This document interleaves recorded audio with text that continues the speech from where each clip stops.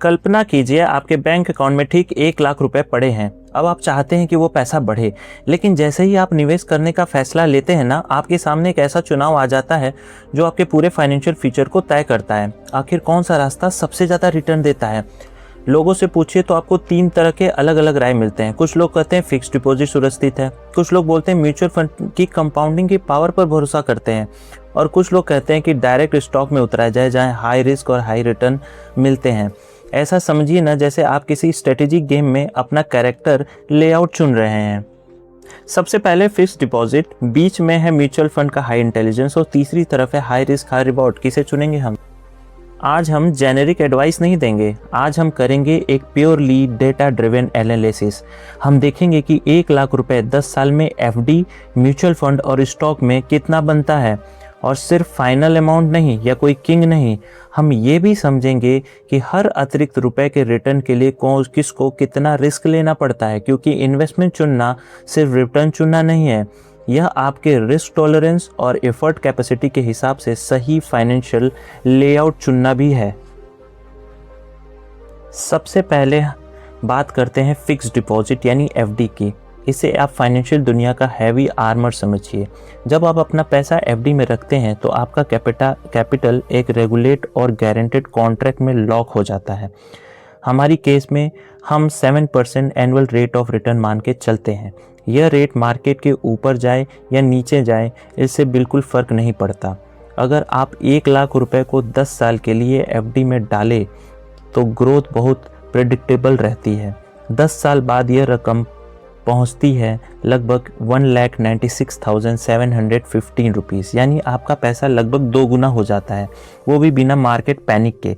लेकिन यहाँ एक लिमिटेशन है, यह अमाउंट आपका हार्ड सीलिंग है, मतलब कोई भी सरप्राइज अपसाइड नहीं है।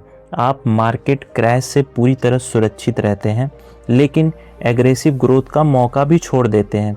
एफडी मार्केट रिस्क से तो बचाती है, लेकिन दूसरा हिडन रिस्क होता है, वो है इन्फ्लेशन। समय के साथ महंगाई आपके रिटर्न की वास्तविक परचेसिंग पावर को धीरे धीरे कम कर देती है। अब आते हैं म्यूचुअल फंड पर। यह पूरी तरह से लॉजिक पर काम करता है। इसे आप एआई ऑटो पायलट समझ सकते हैं। यहाँ आपको खुद डेली स्टॉक सिलेक्शन नहीं करना होता है। आपका अपना पैसा एक्सपर्ट को सौंप देते हैं और इसको पोर्टफोलियो मैनेजर मैनेज करते हैं। हिस्टोरिकल डेटा के हिसाब से यह लॉन्ग टर्म में 12% CAGR के हिसाब से रिटर्न देता है। अगर आप 1 लाख रुपए 10 साल तक 12% CAGR से ग्रो करें तो यह अमाउंट लगभग पहुँच जाता है 3,10,585 रुपए, यानी एफडी की तुलना में 1.5 गुना वेल्थ क्रिएशन ज़्यादा। यह है कंपाउंडिंग की असली पावर। लेकिन हाई रिटर्न के साथ साथ ट्रेड ऑफ भी आता है। आपको मार्केट वॉलेटिलिटी सहनी पड़ती है। कई बार आपका पोर्टफोलियो शॉर्ट टर्म में नीचे भी जा सकता है। साथ ही फंड मैनेजर की फीस भी देनी होती है। फिर भी जो लोग लॉन्ग टर्म में वेल्थ बिल्डिंग करना चाहते हैं, डेली मार्केट ट्रैक नहीं कर सकते, उनके लिए म्यूचुअल फंड एक परफेक्ट मिडिल ग्राउंड है। और अब आते हैं सबसे एग्रेसिव ऑप्शन पर, डायरेक्ट स्टॉक। यह है high risk high reward arena. यहाँ पूरा कंट्रोल आपके हाथ में होता है। आप खुद कंपनी चुनते हैं। अगर आपकी स्टॉक सिलेक्शन अच्छी है तो आप मार्केट से भी ज़्यादा रिटर्न जनरेट कर सकते हैं।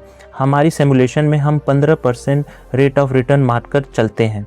अब 10 साल के बाद 1 लाख रुपए पहुँचते हैं लगभग 4,04,556। यहाँ पहुँचने के लिए कई बार मार्केट में हमें अप एंड डाउनफॉल देखना पड़ता है।